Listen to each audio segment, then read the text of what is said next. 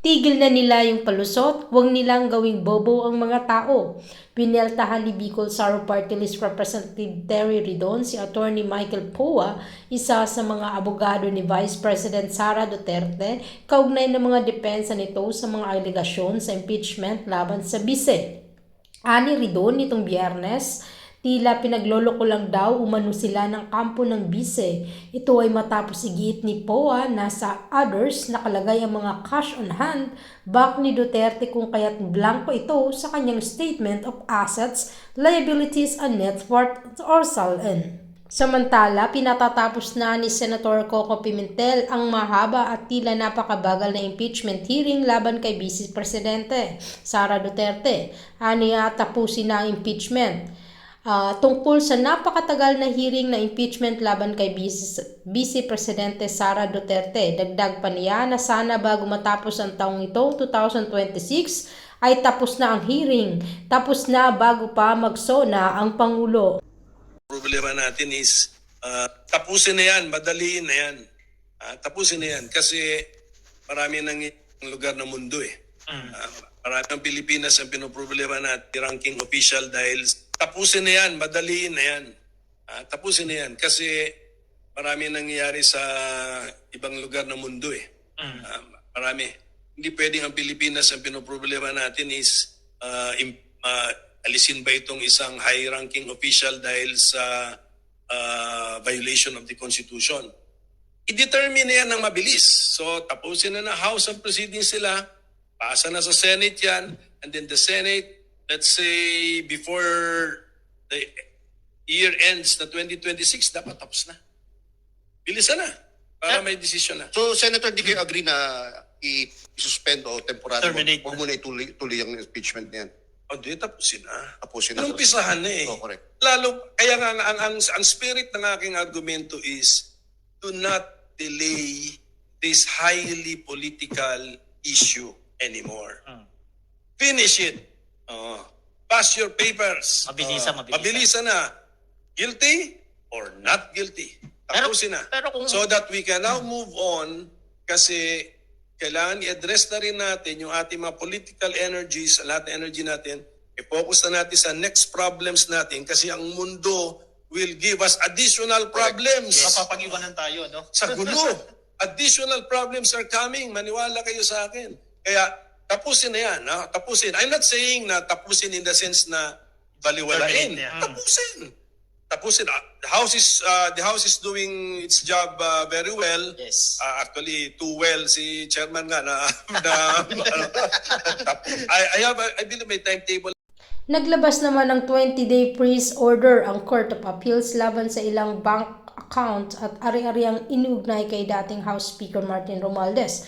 Sa gitna ng investigasyon, kaugnay ng umano'y plunder, bribery, graft at money laundering, ayon sa Billionaire News, kasama sa sakop ng freeze order ang 35 financial accounts na sinasabing konektado kay Romualdez at ilan ay joint accounts kasama ang kanyang asawa na si Yeda Marie Romualdez at kanilang mga anak. Apektado rin ang mga account ng negosyanteng si Jose Raulito Enoy Paras, kabilang mga asset ng Golden Pheasant Holdings Corporation. Kasama na freeze ang isang 3,196 square meter property sa Tamarind Road, South Forbes Park na binili umano noong 2023 sa halagang 1,665 billion mula kay shipping magnate Doris Magsasayho.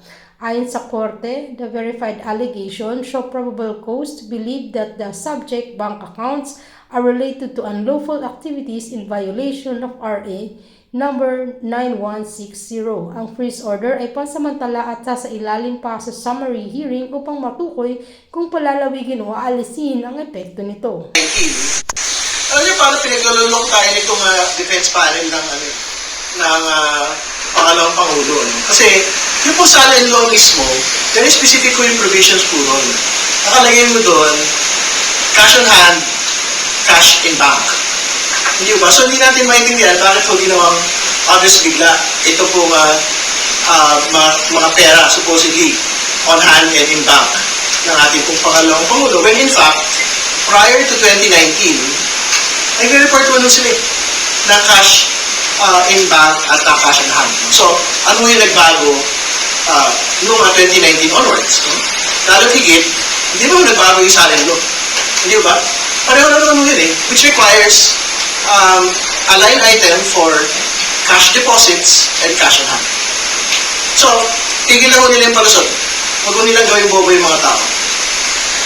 Kung anong corruption yung sinabi ni BP Sara, yung mga corruption daw ay hindi sa bank accounts, tinatago kung sa malera. Again, katulad ng nakita ho natin noong Wednesday, nakikita rin ho sa mga dokumento, katulad po ng AMLAC report, yung po mga magnanakaw. Di ba? At yung po nagtatago po ng bilyong-bilyong piso sa iba't ibang mga accounts.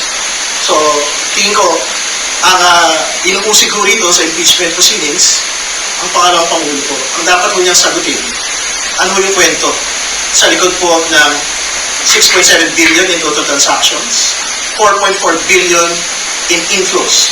Doon po sa mag-asawang Duterte Carpio, 1.5 billion in Sara Duterte inflow accounts.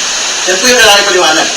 Kasi by any measure, whether at total transactions, inflows, outflows. Kasi inflows po, ang tanong mo doon, saan galing yung pera? Ano ba trabaho ng mag-asawa? Abogado, public servant, may mga nalulubog. Okay, that's the Paano ko nagluwal ng ganong kalaking bilyong-bilyong piso po yung pumasok po sa mga accounts. Yung outflows naman, saan mo napunta yung pong pera linabas? To be clear, ang outflow po ay 1.55 billion. Ibig sabihin, saan mo napunta yun? Napunta ba yun sa negosyo? Napunta ba yun sa property, sa mga lupa, bahay, investments, expenses? Kailangan may paliwanag ng pangalawang Pangulo po ito. At panghuli, yung neto po ng inflow at outflow. Ang neto po ng inflow at outflow ay 2.85 billion. So, ang understanding mo natin, nananatili po ito sa sistema. Hindi ba? So, kung nananatili po ito sa sistema, asam po yun. At kung andun po yun, bakit wala po yun sa 88 million 2024 net worth ng ating pong pangalawang Pangulo? So, yun po yung mga kailangan ipaliwanag. So what's your reaction na regarding na sa question nila kahapon na medyo hindi mag-ingat sila sa pagsagot ng mga negasyon na nasa silang direct. Actually, yung sinagot at tulang silang ibang mga pangalan na pinag na sa administrasyon, na may kasalanan. Nagiging, I mean, it is a grounds pa para masabing guilty. Hindi naman o. Wala naman tayo sinasabi ka. Ang gusto natin sabihin, magpaliwanag lang ko kayo. Hindi ba? Hindi sa press con. Pakita kayo next week. Pwede pa kung mag-latag ng detention next week. Or kung gusto nila makita sa Senate impeachment trial, dito nung tayo magkikita. Pero meron ng update today. Ang sabi mo ni Atty. Coa, bahagi po ng defense panel, ang sabi mo niya, they are not saying that the numbers are false. Ano ibig sabihin nun? That the numbers are only inaccurate. Hindi daw po accurate. So ano ibig sabihin nun? They are not disputing the billions upon billions that have been reported in the AMLAC report. Ang sinasabi lang mo nila, magtatalo lang po tayo kung accurate ba po ito o hindi. But they are not disputing 6.7 billion in total transactions, 4.4 billion in inflows to the Duterte Carpio couple. So yun po yung kailangan diinan sa usapin po ng admission today. Ang aking natural alarm clock. Bago po tumilaok ang manok. Alam po ninyo, ang presidente po, ang aking natural alarm clock. Bago po tumilaok ang manok, may mensahe na sa aking cellphone. At sa gabi naman, tulog na ang mga anghel. Sige pa rin padala ng komunikasyon. Bago sumikat ang araw, naghahanda na sa kanyang mga inspeksyon ng mga programa na hatid ay ginhawa at biyaya sa tao. Nilalagare ang buong Pilipinas. Walang tigil ang Ronda Serbisyo. Kahapon, siya'y nasa Nueva Ecija upang magpasinaya ng mga pabahay. Nung Miyerkules, biyaheng Pangasinan naman siya. Lunes, parang konduktor ng bus. Akyat panaog sa mga pampublikong sasakyan, nakasapi sa Transport Service Contracting Program. Noong April 17, umakyat ng Benguet, ininspeksyon ang bagsakan ng gulay at nagdispatcha pa ng mga bus na lulan ay gulay na ipapamahagi ng libre sa Manila. Noong isang araw, kargador naman ng bigas ang PEG. Ginawang barbell ang isang sako. Biyaheng Pangasinan naman siya. Lunes, parang konduktor ng bus.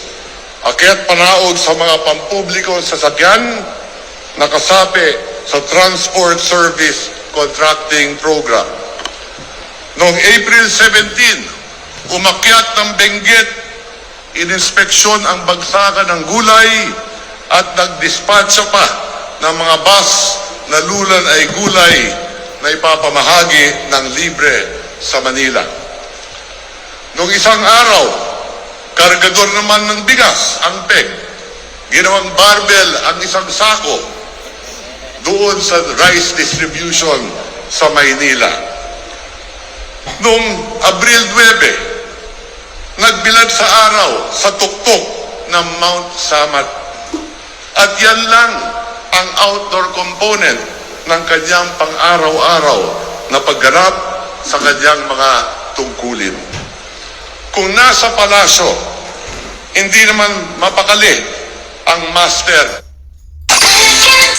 of multitasking. Kaliwat kanan ang mga pulong.